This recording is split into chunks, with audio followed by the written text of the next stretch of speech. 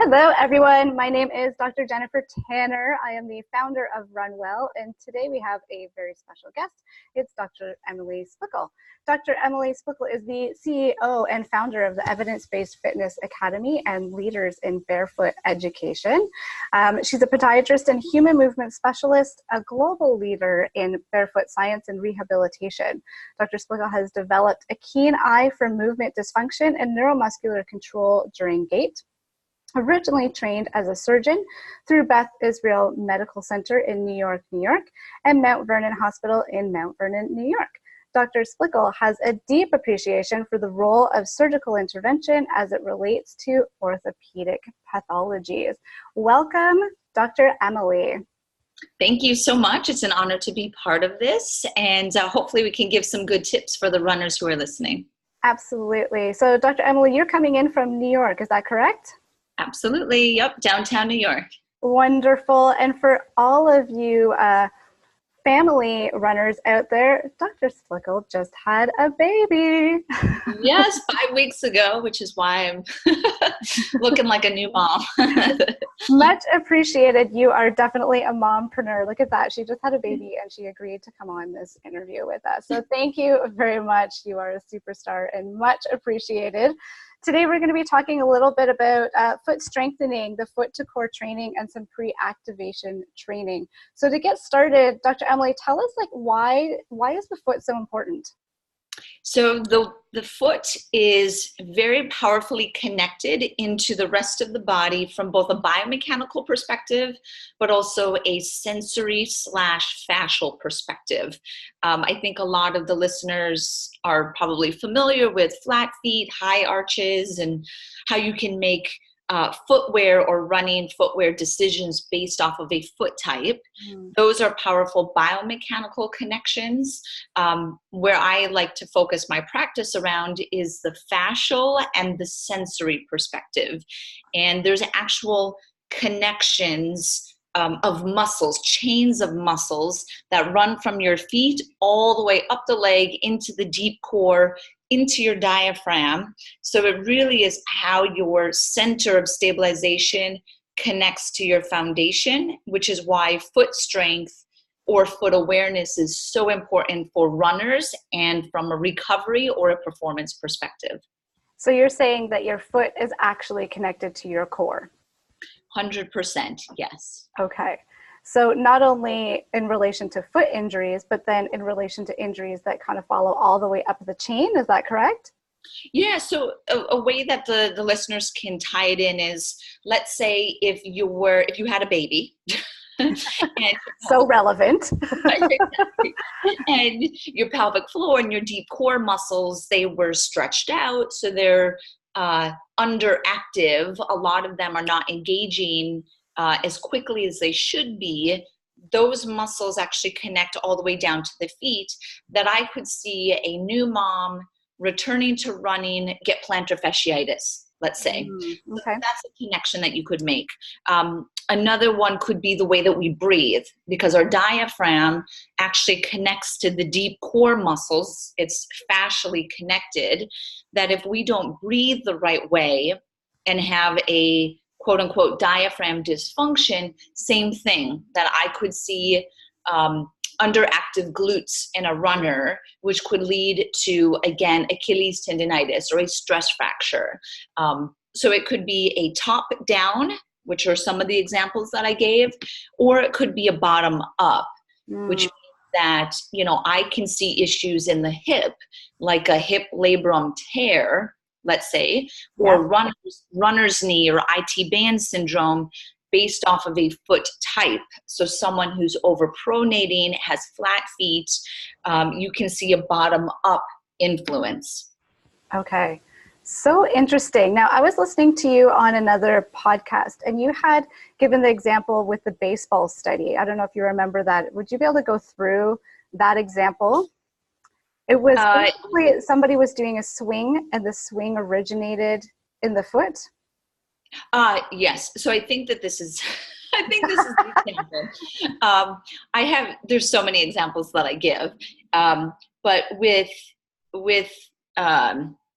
the example with the baseball swing, hoping this is it, was more related to the timing of rotations. I'll just tie it in because I'm not totally sure of the study that you were referencing.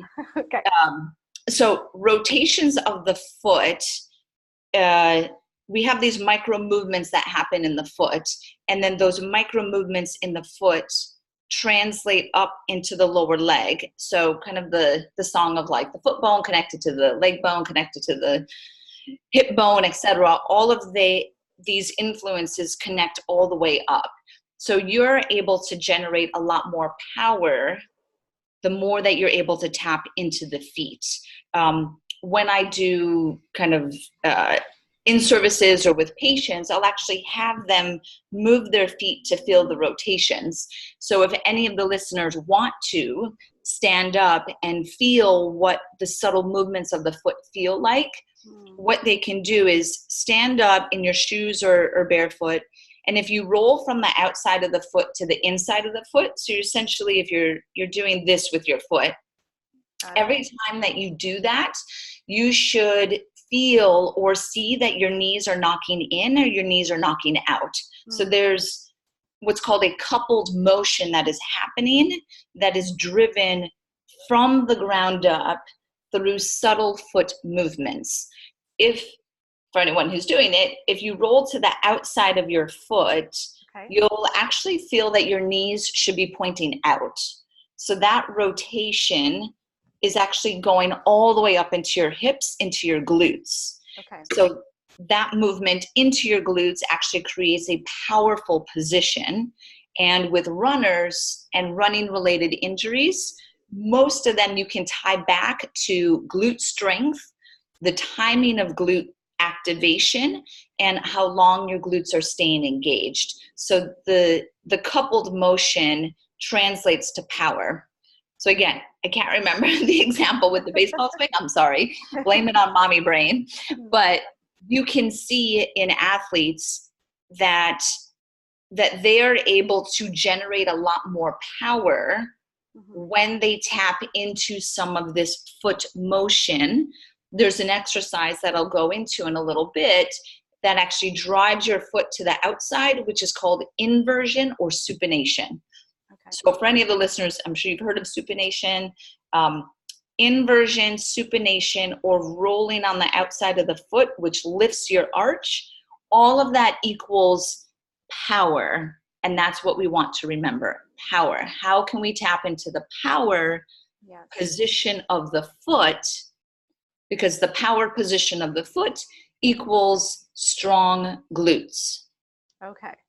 Yeah, you touched pretty much on what you had said before with the other podcast and the baseball study, but one of the things that I found super interesting when I was listening to you before was that before that player even takes a swing, it's their foot that's engaging before their arms are moving, and it's stabilizing the core. And basically what you said, that's where the power is driving from. And as you're talking now, I'm doing that with my feet. I'm sitting, but I can still feel my knees going in and out with each movement. So would you say that movement is basically used as a diagnostic technique to see, like, are your joints flowing appropriately? Or would you say that's an exercise that people can do to continually engage all those other accessory muscles?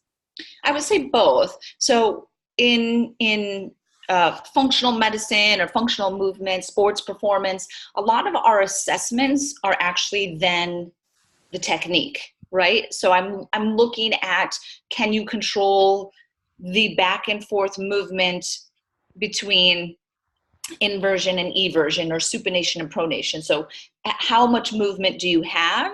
And if you don't have sufficient balance between both of these, then I can have you do certain movements that essentially bring you back and forth between it. So the assessment could be the exercise. I also do a lot of activation. So with the baseball example, even though it was an upper body exercise, or you're throwing a ball, or you're swinging a tennis racket, whatever the upper body movement could potentially be, you get a cascade of activation from the ground up that happens first. And that's through really learning and knowing how to engage your foot, which I'll go into. So I'm not leaving everyone hanging on that, on how you do that. But the faster you can pre-activate your foot, the faster your core will stabilize, the stronger your glutes will be, and that translates to lower injury risk. Okay. And that pre-activation is the engaging the muscle basically before the movement begins. Correct. Yes. Yes. Which happens in our core and we don't even realize it. So if you look at people who have low back pain, people who have low back pain activate their core slower than those who don't have low back pain. So if you look at the timing of, your core stabilizers before you move your arm, it actually happens before you think of moving your arm. It's almost like, how is that possible? That your body is anticipating an arm lift before you're like, oh, lift arm, pick up, cup or whatever, right? That's built off of how protective your nervous system is and how fascinating your nervous system is, that it's really one step ahead of the movement before your brain is consciously doing that movement. Okay. Might be hard for people to grasp, but just thinking of how complex and protective the nervous system is. So would you say, is that called core sequencing then? Yeah, so foot to core, sequencing, pre-activation training is what I want all of my patients who are runners to do, is pre-activation, which is why I'm all about getting your shoes off and training barefoot. You don't have to run barefoot. I'm not advocating that. If you want to, that's awesome. But if you train your foot barefoot before you put your shoes on, you are essentially opening up all of those sensory gateways. So bring in all the information, and then let's wake up our feet, wake up our core, and then put our shoes on. Because your shoes inherently disconnect you from the ground and from sensory information. Okay, so it's really awakening that nervous system. 100%, yes, before you start running. Okay, so that's something that somebody could do upon waking. If they're doing an early morning run, as soon as they wake up, they'll do these core foot exercises, enliven that nervous system, and then they'll be able to get more power from their run and reduce injuries. Yes. And the pre-activation series could be, a couple minutes, 5 minutes, like a 5-minute movement prep series is what I try to have patients do. Versus you wake up, you put on your shoes, and then you literally open the door and just run. I mean, it's your muscles are not turned on the right way. You have to do something before you start pounding the pavement. This is brilliant. Can you unpack this a little bit more? Are you able to walk us through one of your exercises? Yes. So the exercise that I'm going to go into is called short foot. Okay. And short foot, some people call it doming, a foot activation. It technically is short foot, which is an exercise that is essentially pushing the toes down into the ground. I can move my camera if you would like to see my foot, and I can show it. Just don't mind the background. So I'm going to show you if you can see. Yeah, we can see your feet. Okay, great. So when I do short foot, I always have patients do one foot at a time. Okay. The reason is that when you do both feet foot engagement and you're not used to engaging your feet, it can be very difficult to create that coordination. Okay. So I would say 1 foot at a time. So I'm going to focus on my right foot, which is the one that's forward. Yeah. And I'm going to start by finding my foot tripod. So underneath the first, the fifth, the heel. Then I'm going to lift my toes, spread them out as wide as I can, and place them back down onto the ground. When you place them on the ground, are you trying to do one toe at a time or just all 5 as a unit? That's fine. You can just, if you want to do that, you can, but I'm just placing them down. Okay. I'm trying to just spread out my skin to surface contact. Okay. Okay. And then my knees are bent. You can't see the rest of my body, but I'm standing with my knees bent and I'm in like a split stance position. Okay. Now, to do short foot, all I'm doing is I'm pushing the tips of the toes down into the ground. It might be a little bit hard to tell, but Yeah. the toenail or the tip of the toe is going down and my skin is turning white or blanching, so I know that I'm engaging it sufficiently. Okay. Okay, and then I release. So I'm going to show you from the side. Okay. Same Oh, position. there's a friend coming to visit. Hello, little guy. My dog is here. Hi, dog. Yeah, beautiful. So he's part of all the webinars. So same position. So I find the foot tripod, the heel, I lift my toes, spread them out, place them down. And now when I'm doing short foot, can you see that my arch is lifting? Absolutely. Yeah. So a little bit of the ball of the toe is going up, the arch is elevating. Yep. You can see the blanching in that big toe there as well as it gets pressed down. Yes, perfect. So this lifts, and then from the front again here, this is my transverse arch. That's technically going to lift as well. Okay. Okay, so that's the basics of short foot. And then I'm going to be tying in some videos that short foot or doing that exercise, which engages the small muscles of the foot. Mm-hmm. We technically want to time it with how we breathe, Okay. how we engage our core. So the example would be if we're standing in a split stance position, Okay. I'm going to push my toes down into the ground, exhale, and engage my deep core all at the same time. Okay. I'm subconsciously doing it as you're talking. No, it's great. Great.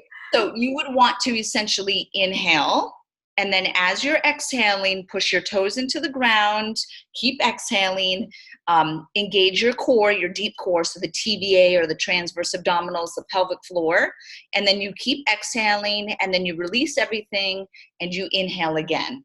Okay. And then you exhale, push the toes down, engage the pelvic floor, keep exhaling, toes down, and then release, inhale, and you kind of go back and forth in a rhythm, okay?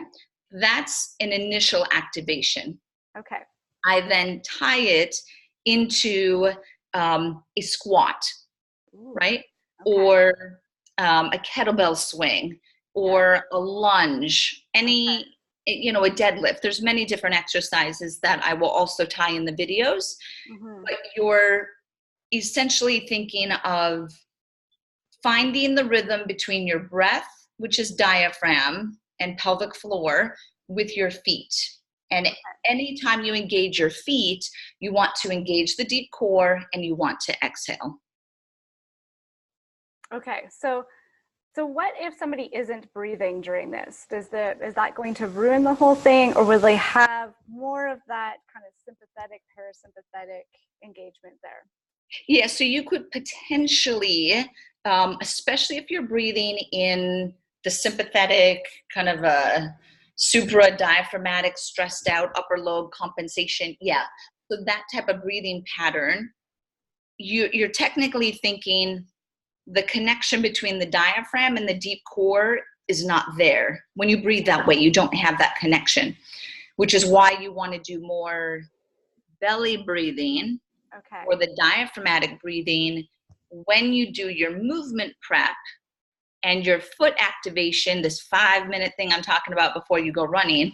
Make sure that you're breathing into the belly, and then when you exhale, you're pushing the toes down, you're lifting the core, and you're trying to find that rhythm. Okay. Repetitions, right? Yeah. If you do short foot and you don't tie in the breathing and the core, and you're just pushing your toes down and trying to like just activate the foot, you still could see certain injury patterns, or you could still see less efficient running techniques because you're not sequencing the chain. Yes. You're essentially just turning on one end of it.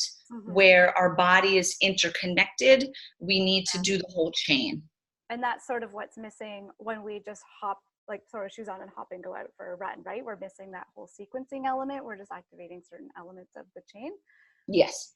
So bringing those, the breathing element and tying that in, it's interconnecting. Yes. All along that whole fascia yes. Chain. Yeah. Yep. Absolutely. Awesome. So would you say that, they should repeat this 30 times or do this for 2 minutes? Is there a magic number that you work with?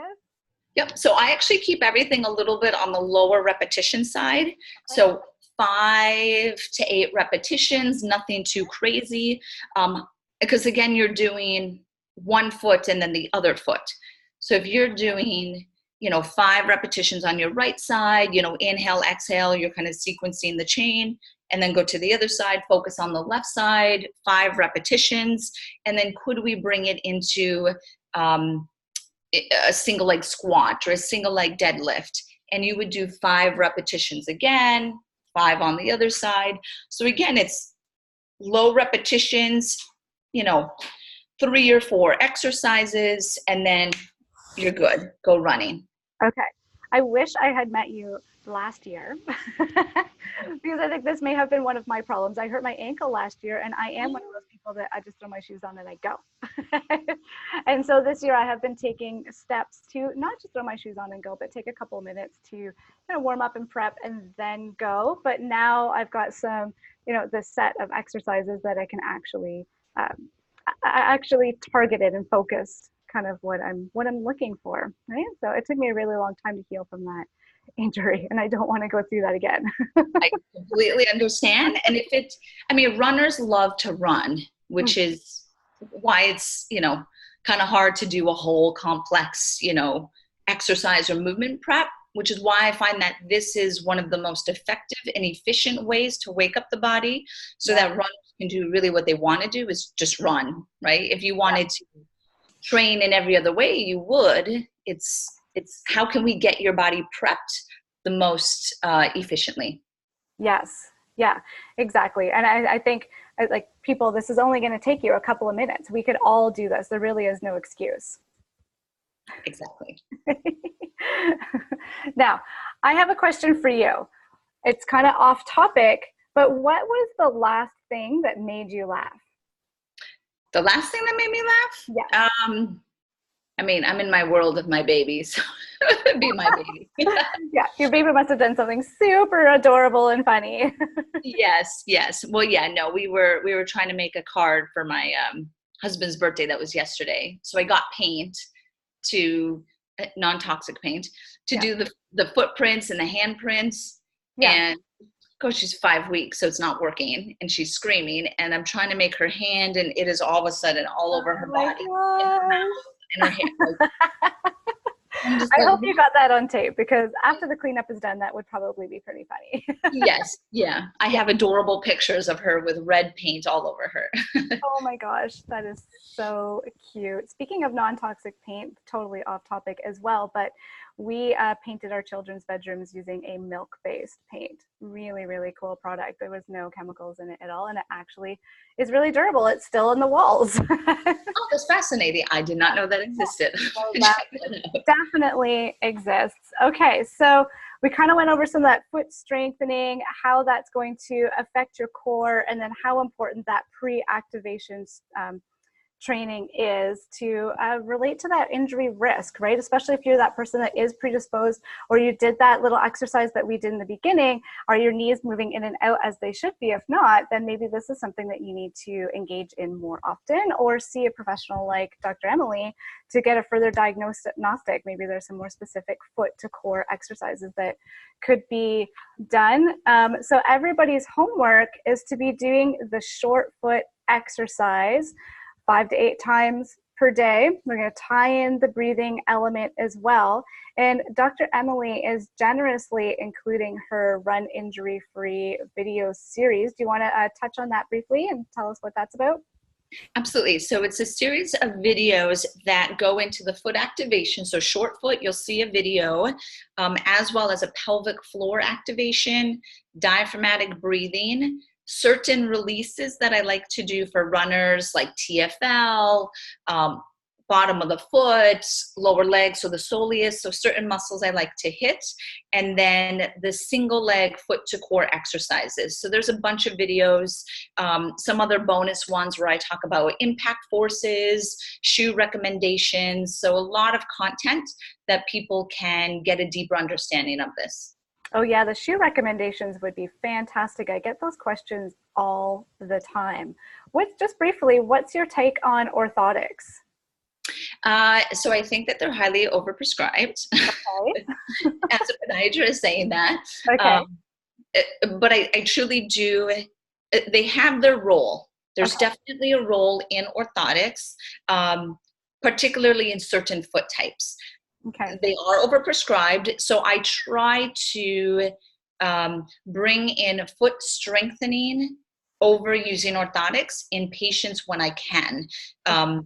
And then another key thing when it does come to orthotics is orthotics for walking are very different than orthotics for running. You really don't want to overlap and use the same orthotic for running versus walking.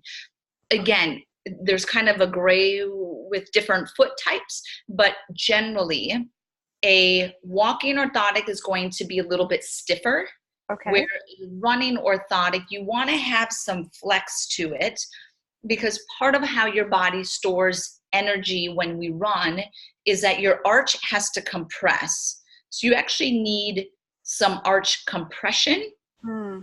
If your orthotic is too stiff and it blocks all of that arch compression, your body either has to find another way to use energy and kind of the transfer of energy when you're running, which actually becomes more muscular. So you use a muscular strategy of energy versus a fascial connective tissue strategy of energy. That's the one you want to use. Is you're like a rubber band, right? So you're running efficiently, it's less energy, you're like,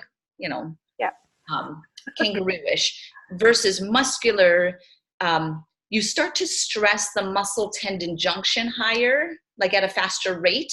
And that's where you start to get all of these itises that we see, is because you might be running muscularly, you're working harder than you should be, you're going to fatigue faster, and just your overall efficiency is lower. So that's kind of what I would say from an orthotic perspective. Get a second opinion if you want on it. I also, in my book that's called Barefoot Strong, I teach people how to assess their own feet so that you have an idea. Do you truly have flat feet, and what does that even mean? Are you overpronating? Is it mild? Is it moderate? Is it severe? Kind of where are you on this spectrum? And I will add that I never, ever, ever give orthotics to high arches. Okay. Across the board. Across the board, I do not give orthotics. And I have had quite a few patients with high arches that have orthotics from prior, practitioners. And it's not something that I believe in. I believe in much more mobilizing the foot and creating more this pre-activation sequencing than giving a rigid orthotic to a high arch that is already rigid. You start to kind of fight the way the foot and the ground want to work with each other. It sounds like in that scenario that knees would be at risk. Absolutely, 100%. Actually, high arch supinated cavus feet have a higher incidence of knee stress, 100%. Okay. The way that they relate to impact forces and energy transfer, you do have a higher rate of injury or stress to the knees. Okay, so if your knees are starting to hurt and you're starting to get fatigued a little bit sooner, either you need to do some of these foot strengthening techniques or look at your orthotics as part of the problem if you had just gotten a pair. It could be, yeah. Yeah, so this Barefoot Strong book, how can people access that? Yeah, so it's available on Amazon, iTunes. It's an ebook as well as a printed book. Okay. Amazon is probably the easiest to just search in Barefoot Strong, Yep. or you can go to barefootstrong.com, and then Okay. everything links from there. Great. And if people want to reach out to you specifically, how can they find you? Yes, so my practice website is my name. So it's Dr. Emily Splichal. Well, I'll have it tied in. And then I have an education company that's built around Barefoot Science, movement longevity. It's ebfaglobal.com.